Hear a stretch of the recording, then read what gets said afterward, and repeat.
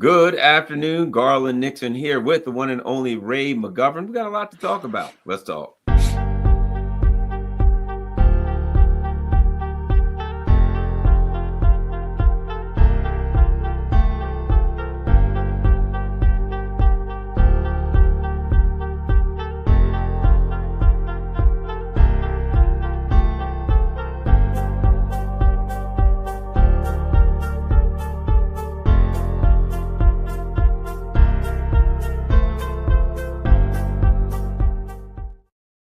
Hello, Garland Nixon here with the one and only Ray McGovern. I'm sure you are familiar with Ray, co-founder of VIPS, Veteran Intelligence Professionals for Sanity. He does a lot of good work. He's on over DEMA, and he's over there with Judge Napolitano and a lot of great stuff. And today, today, if I don't kick the table over, we're going to talk about. Ray's got an interesting article, and it's something that everybody's talking about with Donald Trump taking over. About, is there a possibility for some kind of detente or rapprochement or one of these other French-sounding terms with Donald Trump? We can call it whatever we want as long as it doesn't get us nuked.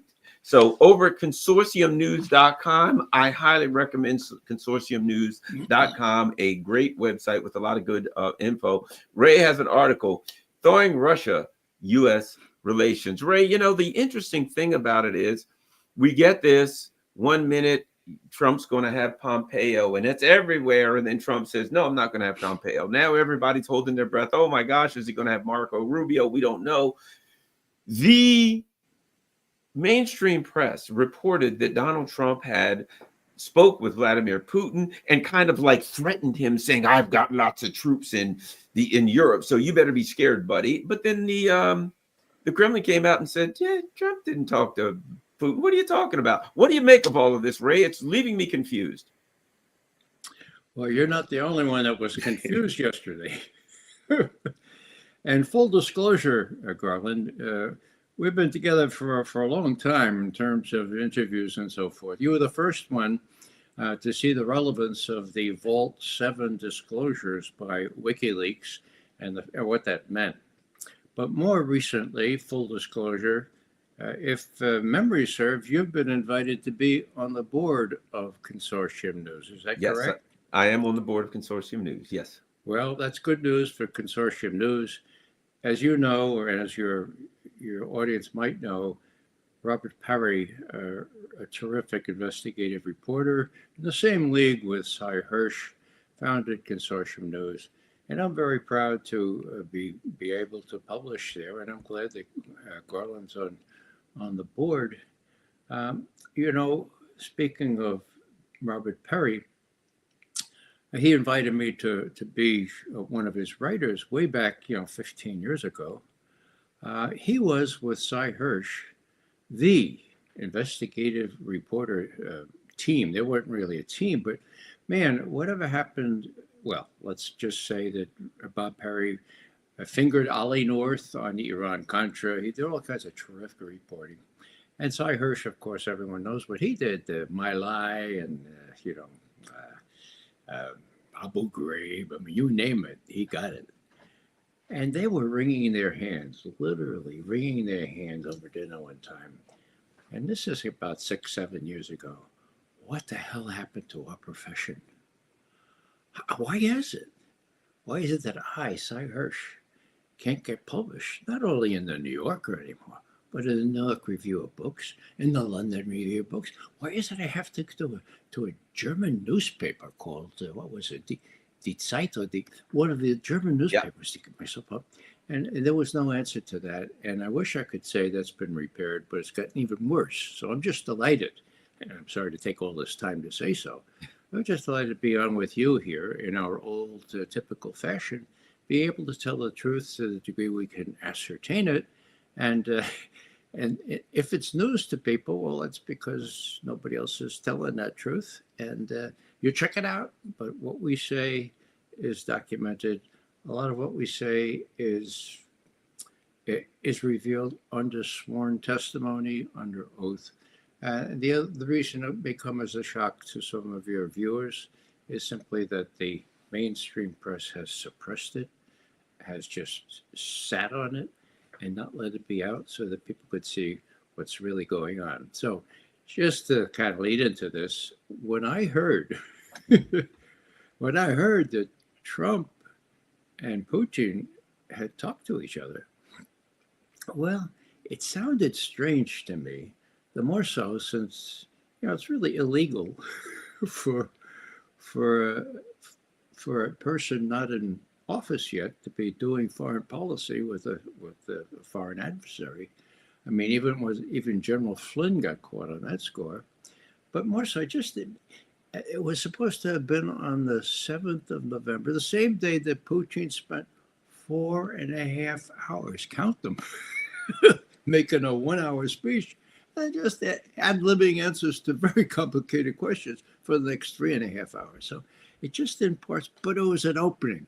And so I jumped into the opening and I took that just as a peg to tell the story about why it is that for 2.5 years running, there have been no contacts, no conversations, no virtual interviews or summits since February 12th, 2002, just 12 days before the special military operation, what the Russians call the invasion of Ukraine. So it's a really interesting story. I've told it to college audiences, but I haven't been able to get it in much of a wider audience. So I'm happy to do that now. If you'd like to explore what it meant, that hey, here's a chance to tell that story, to see why the level of trust has gone down to its nadir, and why that is, why Obama seemed to have a fairly good deal with Putin way back 11 years ago, and who put the kibosh on that. Read Victoria Noland and her associates who wanted to overthrow the government in Kiev. But I won't get ahead of myself, Garland. Just thanks for having me on. It's always good to talk to you. And don't ask me any really tough questions, okay? Well, let's get started right with that. And that is, you've mentioned, I recall, I'll tell you what I recall, Mitt Romney saying that Russia was our number one adversary during a debate, and Barack Obama saying the 80s are calling you. They want their foreign policy back. So at that point, supposedly, it was preposterous and absurd. And now here we sit a few short years later, and if you look at time as a broad period when it comes to foreign policy, 12, 15 years is not that long. And now here we are with the Biden administration chock full of people who trace their literal lineage back to Russia-hating Eastern Europeans. Literally a bunch of people from the border of Russia and Russia who hate Russia. And who trained others at Harvard and Yale and the other places to hate Ukrainian, to hate Russians, and to support all those Ukrainians that hate Russians, including the ones that did sort of massacres on Russians during World War II. So, yeah, it's a sad story. And my friend, my friend Cohen, the publisher, the really acme of Russian analysis, Stephen Cohen. Yeah, he was great. He was such a good mentor to me. I knew a lot about intelligence analysis, didn't know a heck of a lot about journalism. And so between Steve Cohen and Bob Parry, they set me straight. If you can believe it, the rigors of journalism are much stricter and tighter than those of intelligence analysis. But there's a very easy reason for that. The reason is that we didn't have the luxury of waiting often for confirming source, or for somebody who would say, oh yeah, this is right. We had published day by day, and that's a wonderful discipline to find out what's going on, because in a way I was freer than most academics.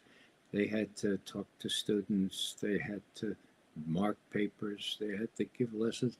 Here I was, in receipt of everything was available on Russian foreign policy, all I had to do was try to make some sense out of it and publish it. And the day to day, every day, 6 days a week rhythm of this was pretty demanding, but it was really worthwhile if you knew that some of that stuff, if you could get it by Henry Kissinger, could get to the president. Kissinger used to take our stuff and say, well, he'd do marginality and rip off our president's daily briefing, give just a page or two to Nixon. But the others, and I had the privilege of briefing Reagan's people one-on-one early in the morning for the first 4 years of Reagan's first administration. Well, so let's start here. Notwithstanding the discussion about who Trump's going to pick as the importance of the discussion of, or as Kamala Harris would say, the significance of the people that Trump's going to choose for his foreign policy team. We don't know that for sure yet. There's some pretty ugly signs in the wind. But that being said, what are the main snags? What are the main hurdles that have to be overcome to thaw U.S.-Russia relations and ultimately, possibly, potentially get a deal on Ukraine? I think it's possible to get a deal on Ukraine. It was very interesting, this speech, this 1 hour speech, and then 3.5 hours of questions and answers at Valdai in Sochi, actually, the Valdai conference in Sochi. That was on Thursday and Friday of last week. And Putin was asked, well, what do you think about prospects for better relations with Trump? He said, the equivalent in Russian is, beats the hell out of me. I don't. He said, I don't know. I mean, just can't tell right now. Let's wait and see. So, expectations. Putin is willing to deal with just whoever comes. You said that. Did he have a preference? God, I don't know. But he kept repeating that what the Russians really hope for in a president of the United States is predictability, right? And if you look at Trump, in some ways, he's the epitome of unpredictability. And if you're a Russian, and I spent, 5-6 decades watching Russian leaders, if there's anything they're afraid of is the guy with the nuclear codes being unpredictable. My God, I mean, it makes sense. So they're willing to take whoever came along. And on Ukraine, I think there is some reason for hope. On West Asia, my God, if you care about Palestinians, no, not much reason to hope. But let's deal with Ukraine first. That's what he said. That's what Putin said. Peskov, his press person, said, there are positive signs. At least we are shown the willingness to talk.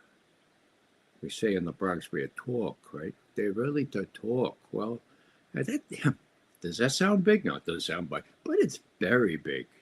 And as I pointed out in this article, two presidents, Russian and American, have not talked in 2.5 years. And the reasons for that has to do with the lack of trust. And in many ways, that lack of trust is due to the U.S. reneging, the U.S. welching, if you will, on promises that they made, going back to when Gorbachev was promised no enlargement of NATO, and then coming right back to, and this is something I'll raise now because most Americans don't know it. Did you know that in the end of December of 2021, when the Russians were giving a draft treaty to the U.S. and to NATO and saying, look, we have legitimate concerns. We have core interests in Ukraine. We don't want them in NATO, okay? Now, you've already exceeded all your promises here. You got a lot of people in NATO. Ukraine is a bridge too far, okay? Uh, now, uh, we didn't know exactly how explicit the Russians were until Jens Stoltenberg, the previous Secretary General of NATO, let the cat out of the bag. He did it a year ago. He was speaking. He was feeling pretty good. He's speaking before the EU Parliament, and he said, and these are his words: Putin, he gave us a a, a, uh, a promise. He gave us a demand not to expand NATO, or he would invade Ukraine. And we said no. And so he invaded Ukraine because he didn't want to enlarge NATO. But we got Finland, we got Sweden. So instead of not enlarging NATO, he he got enlargement of NATO. I mean, the guy's out of his gourd. So that's what started the war. That's what Stoltenberg admits. Putin said, "You keep trying to get Ukraine and NATO. You've already made it into a NATO base, for God's sake. There are all kinds of people trained up to NATO standards. You deceived us during the Minsk Accords, so you get this time. And now we're telling you, don't let them into NATO. If you do, we're going to invade." We didn't. We said no, says Stoltenberg. And so they invaded. That was not the only reason they invaded, but it's a large majority of the reason. So what am I beginning to say? I'm beginning to say that there are things in this skein of events that show that the Russians have no trust, zero trust in Biden, and they have minus zero trust in Blinken. Why? Well, Lavrov won't even talk to him. I mean, it's not that Blinken has called him up. They met on the sidelines of some meeting out in Asia, I think, a couple of years ago, but they haven't talked since January of 2022. So here's what I really want to emphasize. If you go back to the end of December, when the U.S. was saying, "No, we're not going to talk about a new treaty, so we wouldn't let Ukraine and NATO," Putin addressed his top military officials. They're all admirals or generals with the equivalent of 4 stars, and the defense minister, they were there. And he was saying, we have a real problem. There are installations in Romania and in Poland that can accommodate offensive strike missiles. Now, they say they're for anti-ballistic missiles, but they're the same holes in the ground, right? Or capsules in the air. So we never know. They got lids on them. Capsules. They have caps, okay? And we don't know what's in those things. So we already have that problem. Now, luckily, the West doesn't have hypersonic missiles yet. But when they get them, we will have 5 minutes warning that these things they shoot at Moscow, okay? Mm-hmm. Now, guess what? He says to his military. U.S. is going to give Ukraine these same missiles. Now, you really couldn't see much of the faces of these military people, but okay, you're a general and you're saying, oh, so they're going to put stuff in Ukraine and it's going to give our commander-in-chief 5 minutes. Oh. Well, what happened next? That was the 21st of December, 2021. 9 days later, on the 30th of December, the White House gets a call from the Kremlin. And it's the Kremlin people like Peskov, spokesman for Putin. Mr. Putin would like to talk to Mr. Biden right away, right away. Well, wait a second, what's going on? They just talked on the 17th, and negotiators are going to meet in Geneva in just 12 days. Well, please. Putin wants to talk to Biden, like right away. Well, Biden was in Delaware, okay? His minders were not with him.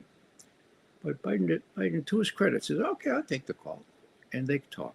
Now, the readout from the talk says explicitly, and this is a quote, the president agreed that the U.S. had no intention of putting offensive strike missiles in Ukraine. period. End quote. Okay. Now, the next day, New Year's Eve, okay, there was great rejoicing in Russia. I mean, Ushakov, Putin's main man on all this, gave an interview and said, finally, the U.S. is taking seriously our interests in this draft treaty. Four of those nine demands were met by this. This is going to be great. Let's wait until they meet in Geneva on the 12th of January, 2022 now, okay? So they meet in Geneva, and Wendy Sherman, who is heading up our delegation, and when Ryabkov, heading up the Russian delegation, said, okay, Wendy, let's get down to text now. How are we going to work out the modalities of this promise and not to put offensive strike missiles in Ukraine? And Wendy Sherman says, what? I never heard anything about that. And Ryabkov says, what? I don't have any instructions on that. So Blinken happens to be in Geneva at the same time. This is, I think, the 21st of January, 2022. And Lavrov asks for a meeting, and they get together, and Lavrov says, what about this undertaking that your president made, not to put offensive strike missiles in Ukraine? It's right there in the readout, in case you forgot. And Blinken says, forget about it. He was all alone. He didn't have his advisors there. Forget about it. We'd be willing. We have the right to put offensive strike missiles in Ukraine. Give me a break. If they ask us, we'll do it. We might be willing to talk about how many, maybe limit the number. And so you can imagine Lavrov's disenchantment. So that's the 21st of January. The next summit, okay. Now, I talked about the summit on the 30th of December, right? That's what Putin really urgently wanted, and that was the message he wanted. I infer, this is the only speculation on my part, I infer that his military, right after he made that little speech saying 5 minutes, if they're in Ukraine or right now, that his military went to him and said, hey, Vladimir Vladimirovich, you got to get this stopped. You negotiators come up, make sure that you don't let them in Ukraine. That's what I think happened. So he did. And he thought he had an undertaking from Biden. But so Blinken says, nah, forget about it. And then on the 12th of February, and this is the last summit between Biden and Putin. It was virtual, okay? The readout said Biden refused to discuss the notion of not letting Ukraine in NATO, and he would not talk about his undertaking not to put offensive strike missiles in Ukraine. Whoa, that was big. The 12th of February, 2022. Now, as you may remember, 12 days later, that's when the special military operation took place. And that was part of the reason. The other two main reasons was that there was a geometric increase in shelling of Ukrainian people in Donetsk and Lugansk, according to the official figures of the OSCE, the Organization for Security and Cooperation in Europe, who had inspectors, monitors along those lines, okay? They weren't published in the press, but they started, the increase started about the 13th or 14th of February, and went from 500 to something like 1,500, okay? So that was another thing. But even more important, Garland, this is something most people don't get. Putin went to Beijing on the 4th of February, same month, 2022. Now, he had a session, of course, with Xi Jinping. They were very close, and their new agreement spoke about no end to their cooperation, security cooperation, all kinds of cooperation. They didn't call themselves allies, although, curiously enough, Putin has now taken to calling China an ally, okay? So, anyhow, they had this discussion. Now, this this again is speculation, but I think it's borne out by the facts. Putin, uh, Comrade Xi, it's a little embarrassing, but I can't get the Americans to take us seriously on Ukraine. They promise things and then they renege. Um, they started shelling, 14,000 Russian stock have perished from the shelling. They reneged on the Minsk agreements, which they had supervised and which provided for a measure of autonomy for the Russian-speaking areas in Ukraine. Uh, it's going to be necessary, I think, to prevent. Oh, the Nazis are in charge. The Nazis, big. So, Comrade Xi, I think we're going to have to take military action against Ukraine. Now, bear in mind, Chinese foreign policy is based on the principles of Westphalia Accords, okay, 1648, okay, no invasion of other countries. It's the end of the 30 Years' War and the 50 Years of War. The people in Europe were killing each other, Protestants and Catholics and so forth. And they finally figured out, look, let's have no invading of other countries. Let's about it. So that's Beijing, and my Chinese analysts, American analysts, the best I know are saying the Chinese would never agree to a violation of borders such as you're suggesting, Mcgovern. So something, oh God, well, what happened? We said this to Xi, and I think this is the way Xi responded. You're going to invade Ukraine? Yeah, we're going to have to. Not before the end of the Winter Olympics, I hope. God, No, not. Yeah, Winter Olympics end on the 20th of February. On the next day, Donetsk and Lugansk declare independence and are recognized as independent states by Russia. On the following day, they appeal for help from Russia. The next day, the Russian Duma approves the special military operation, and the invasion takes place 4 days after the closing of the Olympics in China. Now, all these factors came into play. The reason I stress the Chinese thing is because this is a tectonic change. Why did the Chinese make an exception to Westphalia? Well, because they know that they're next in line, for God's sake.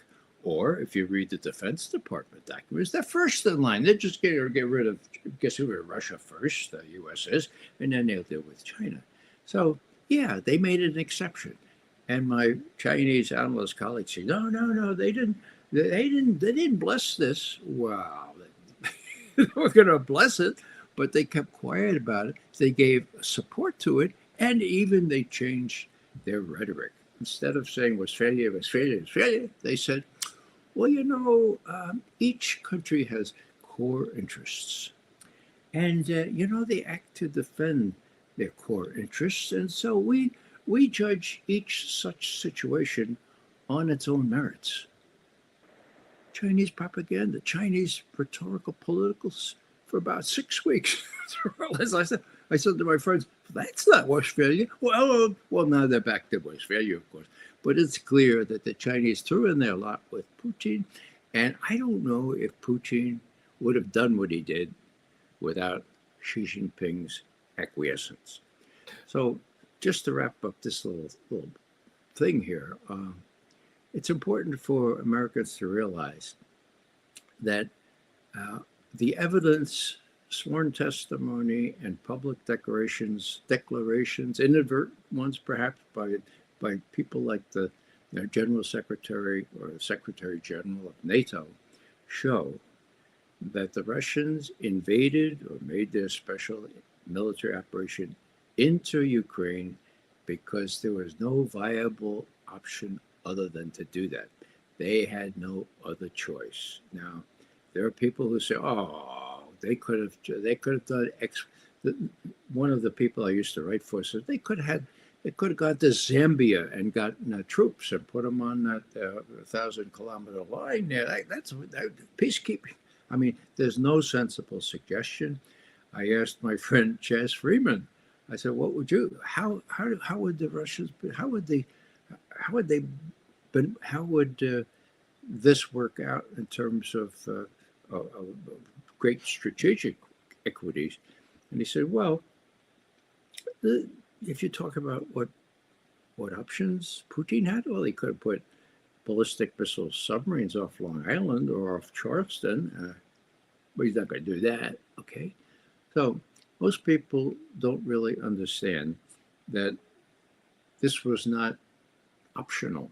It was not unprovoked. Okay, as to whether it was illegal, none other than Richard Falk tells me that this is unsettled law.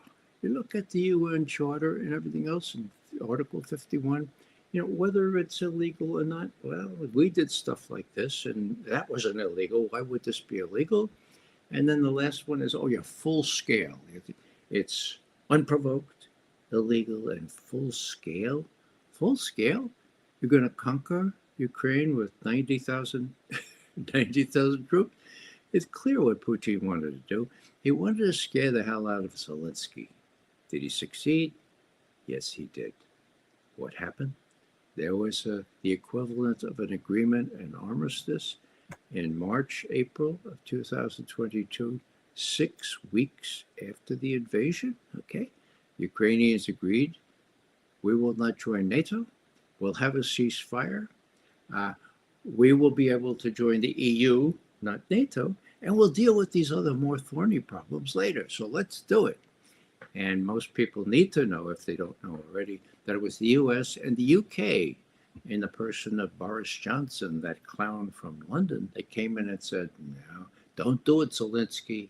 Don't do it, because we got all kinds of fancy weapons, and we'll support you forever, for as long as it takes. How about that? For as long as it takes. Well, maybe that's the last time a major country will take us at our word, that we'll support them for as long as it takes against a power like Russia.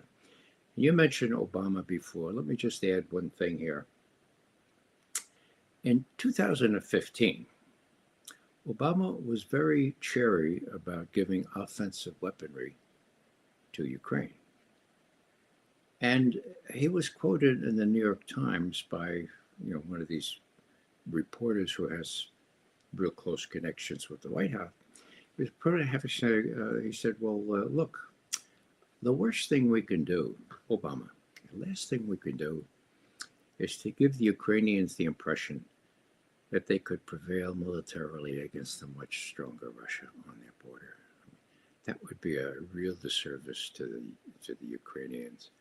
And there was a deputy secretary of state at the time who, following this line, said, the president is absolutely right, because that if we give Ukraine offensive arms, the Russians will match it.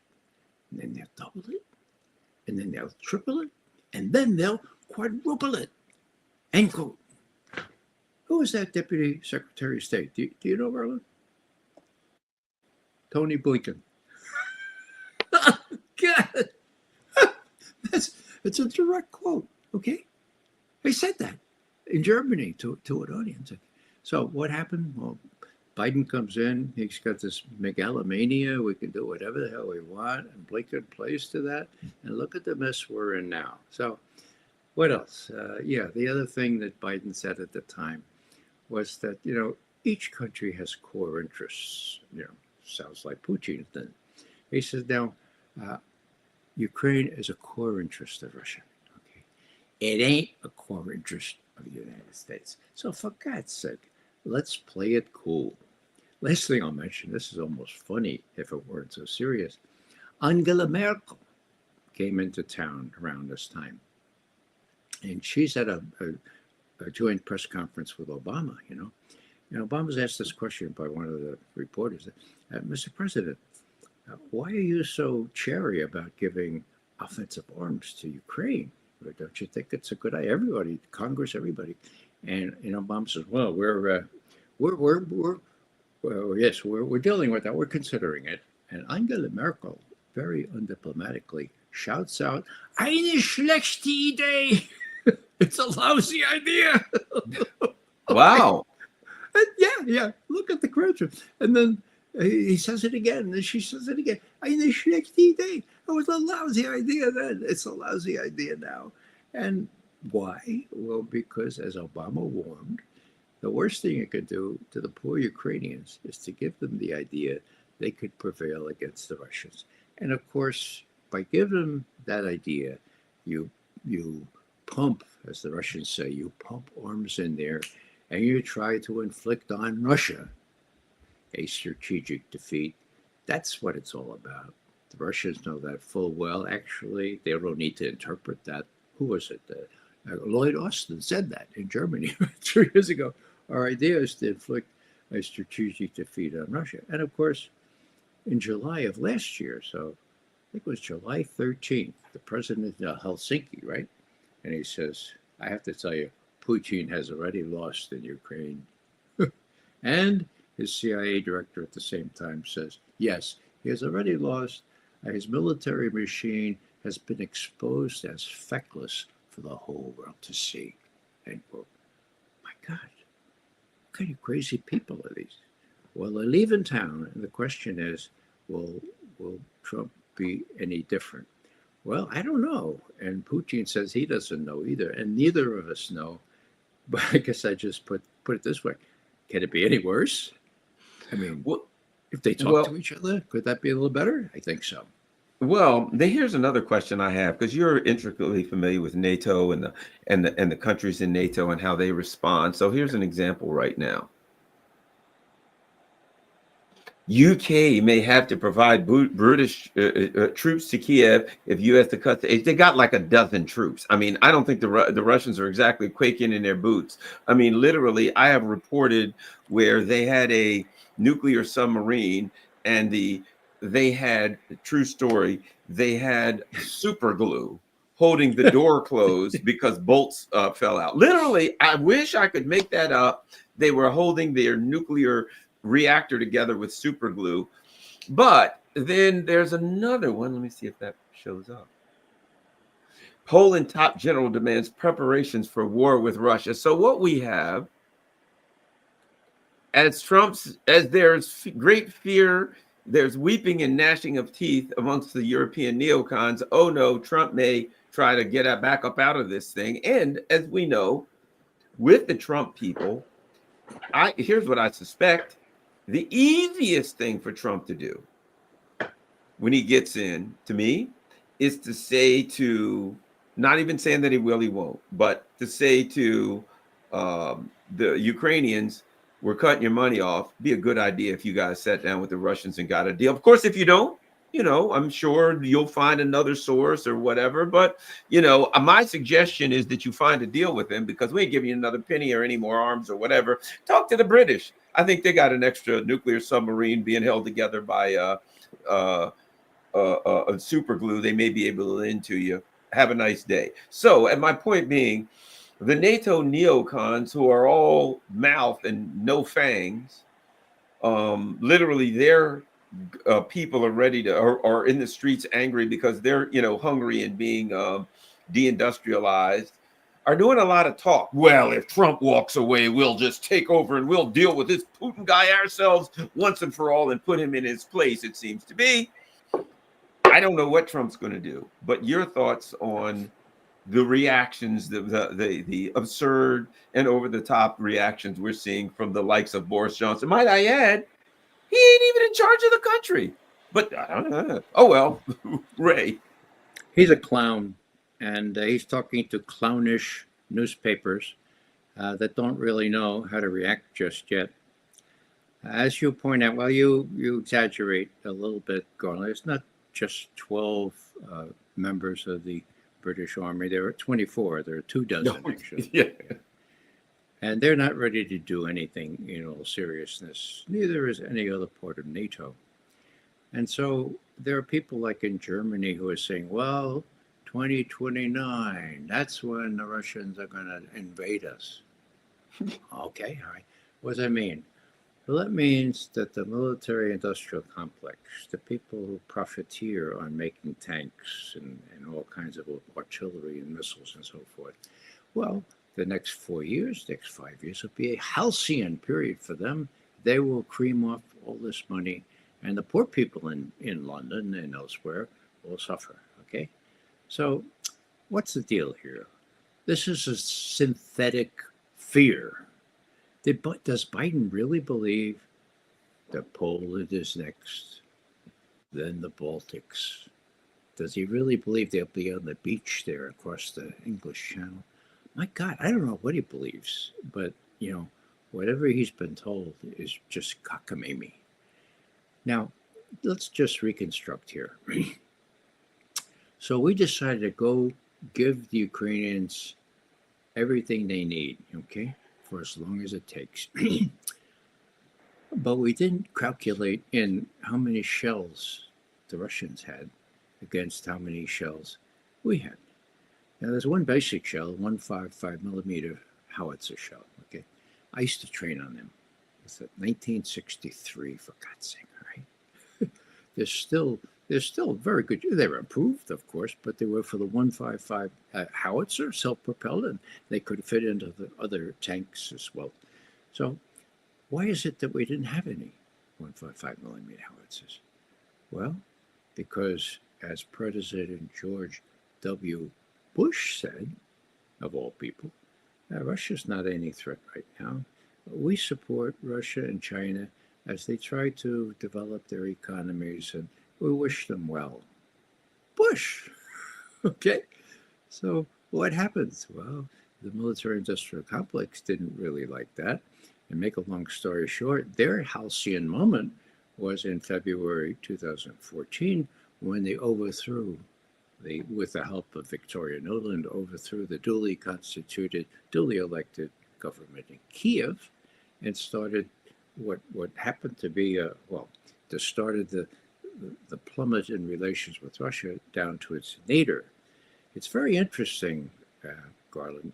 If you look back, as I have been the last couple of days, in 2013,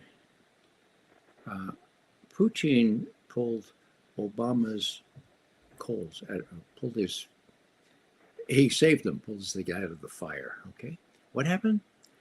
Well, long story short, there was a chemical attack blamed on the Syrian government outside of Damascus, a sarin attack. Turned out it was a false flag attack, as we were able to advise the president at the time. Don't know if he ever got the word, but also his chairman of the Joint Chiefs of Staff, General Dempsey, also prevailed on this was a false flag attack. But the Menendez, head of the Senate Armed Service, all of them, we have to attack. We have to tomahawks into Syria now. No more messing around with these little counterterrorism things.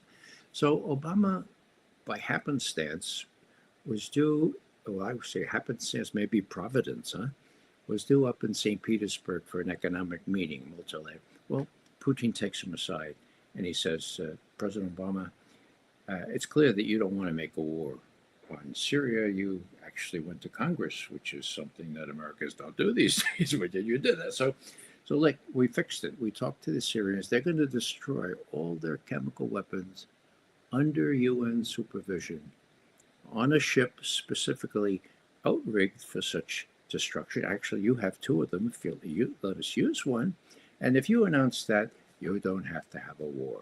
And Obama says, really? Why didn't John Kerry tell me about this? And Putin goes, okay. So Obama goes back to Washington. Kerry is still flitting around Europe trying to get support for this attack on Syria, which has to happen because we said this is a red flag, and then now, okay.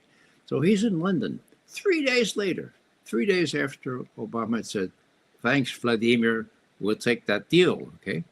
And what does Kerry say? Well, he's making a big speech. Then he has Q&A, and the last question was, Mr. Secretary Kerry, Is there nothing? Is there nothing at all that Bashar al-Assad can do to prevent from being obliterated by Tomahawk missiles? And Kerry says, and this is a quote, well, he could destroy all his, his chemical weapons, but that's not going to happen. That's not in the cards. So Kerry gets on his plane. Obama calls him, John, I meant to tell you this, but we've got a deal. I'd love to see you when you get back into town, but then I'd like you on the next day go to Geneva and just put the signature on this deal. We've gotten the Syrians to destroy their chemical weapons. Okay, wow. Now that was early. That was like the first week of September 2013. What happens next? On the 12th of September, an op-ed appears in the New York Times by a fellow named Vladimir Putin, president of Russia. Okay, it's really an interesting thing. It talks about prospects for increased warmth or increased trust, is the word, in relations. And the last paragraph, which I was reliably told at the time Putin penned himself, says this. I've got it committed almost to memory. I very much appreciate the growth in trust, not only between our two countries, but between myself and President Obama personally, by virtue of our working out this agreement on Syria. There is one thing that I have to say that I object to, and that is the notion that there are exceptional countries in the world. President Obama said that last week in a big speech, that the U.S. is exceptional. I disagree with that. I think countries big and small, close to democracy, far away from democracy, that when God looks down at all these countries, God sees them all as equal. End quote. Last paragraph. 2 years later, Obama, in another kind of interview with somebody, was asked this question, what do you think about exceptionalism? He said, it was almost verbatim what he said in this last paragraph. That's one reason why I believe I was correctly told at the time that he wrote that in there. Now, what's my point? My point is that even then we were not insuperable or exceptional or indispensable, okay? But Biden didn't get it. In many speeches, he went back and he cited Madeleine Albright, former Secretary of State, who coined the expression indispensable, exceptional, okay? He never got it. And at Valdai, late last week, Putin ran several changes about this, saying, look, if you thought you were before, look at us now. Look at the BRICS countries. Look at yourselves and see how lily white you are. And then look at BRICS. And the majority of the rest of the world, all people of color. There's a racist tinge, says Putin, to this. Now, I want to emphasize, I've been saying that long before Putin said it. So I'm not getting it from Putin. I don't think he got it from me. But there it is, okay? Most of the people in the world, people of color, against this. Look at NATO, for God's sake. One distinct characteristic, they're all white, okay? This is a very unhealthy division of the world. But, as Putin says, what is, this is what we have now. We are steadily increasing our power here. We're not trying to be a military alliance, but we really pack a wallop economically more than you guys do. So the trends are clear. And what Putin is saying, look, we're willing to negotiate. We're willing to talk to you all. But no more are we kind of going to be treated like we're not equal with you, that maybe you feel yourself are, what's the word, exceptional or indispensable because you're ain't, okay? So in those terms, we can deal. We're always open to talks. But bear in mind, the world has changed. And I'll just say one more thing, and that is that the closeness of the relationship, and it is a military relationship between Russia and China, is a tectonic change in what the old Soviets used to call the world correlation of forces. It's very simple. Balance of power 101, okay? It used to be a triangular relationship that we were able to take advantage of. Okay, so you have Russia, you have China, and the U.S. Sort of equilateral triangle, if you will. Okay, now look at it now. It's isosceles, right? This big arm, Russia, this big arm, China, and we're the short end of the stick here because the preponderance of force is with these two allies. And so if we're going to try to take on China now, for God's sake, do you have these crazy people that have existed under Obama and under Biden, of course? What now? I don't know. But I see hope that not only for Ukraine, but in the Far East, people will come to their senses. In the Middle East, my God, I'm so sad. Today is I mean, I'm human, right? Today is the deadline for the Israelis to let food into northern Gaza. For God's sake. Remember that 30-day deadline that very conveniently went past the election? Well, I wrote something just yesterday trying to remind Biden, starvation is something that his grandfather lucked out on during the Great Hunger in Ireland. Okay, his grandfather, at the age of 7, was the only one that was brought by relatives to the United States. He escaped the Great Hunger. My grandparents were born by people who also escaped the Great Hunger, but not for very long. As soon as they were born, their parents passed away. Okay, they came in the late 1800s. So I'm saying, I'm thinking to Obama, my God, how bad does it have to get? Bomb the hell out of them and then starve the ones that are rest. And I don't know if you'll tolerate this, Garland, but when I was a young boy in New York, and people were still remembering the Great Hunger, there was a little song, very short, and it had to do with the praties, the potatoes, right? Now, there's plenty of food in Ireland, but it was always being shipped to London and then shipped to the colonies, okay? But the praties, there was a blight, okay? And this song came from a letter sent from Ireland to Irish immigrants, and it went this way. The praties, they are small over here, over here.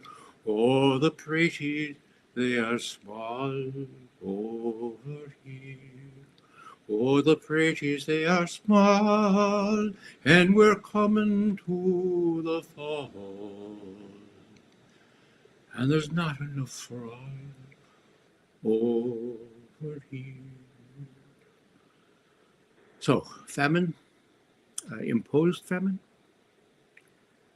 because trucks can't get in to feed people.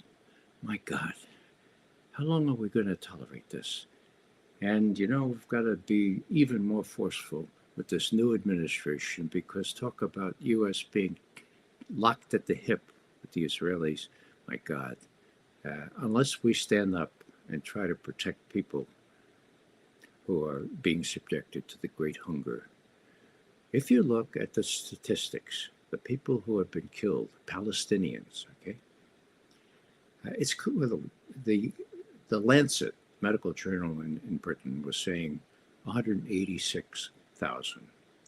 John Mearsheimer, who looked at their methodology, said, John Mearsheimer, the archetypical realist school of international relations professor, he said it looks like 250,000 to me. Okay, so the Lancet, that was back in July. It's got to be over 200,000 now. Now, how many people in Gaza? 2 million. You do the math. And see how many people have already been killed in this genocide. So again, if genocide doesn't make everybody as sad as it makes me, and embarrassed and damn mad, well, let's act like Americans. Now, this is, we have to be winter soldiers, like Thomas Paine called for, and make sure that whatever happens elsewhere in Far East or Ukraine, that the killing stops in Gaza, that the starvation, the genocide stops. And we have 80% of the rest of the world thinking that. We just have to show that Americans too feel that way. And we have to find more imaginative ways demonstrate that. Pardon my little sermon here, but I feel so strongly about that. But I'm with you 100%, Ray. Everyone, you can go to raymcgovern.com to find more information and find out all of Ray's good work. Where can you find you on Twitter, Ray? What's your Twitter handle? it's at Ray Mcgovern, and my website is raymcgovern.com. I'm also on Facebook and Instagram. Oh, Instagram. Yeah. Yeah, that's it. So my son runs my website, and I'm glad you asked me that because he really gets very angry with me if I forget to mention it. Everybody, don't forget, I am not on X as many are, but I do the best I can. So everybody, please, we've got right now 551 people sharing, that are watching. So that should be 551 people that will share this on all of their social media platforms. Make sure you hit like, make sure you hit subscribe. And we all thank you very much, Ray. Everybody, thanks a lot. And this is also, if you're watching this, follow me on Rockfin and follow me on Rumble, because we never know what can happen on any given day on YouTube. Thanks a lot. All have a great day. We're out. Thank you, Garland. All right.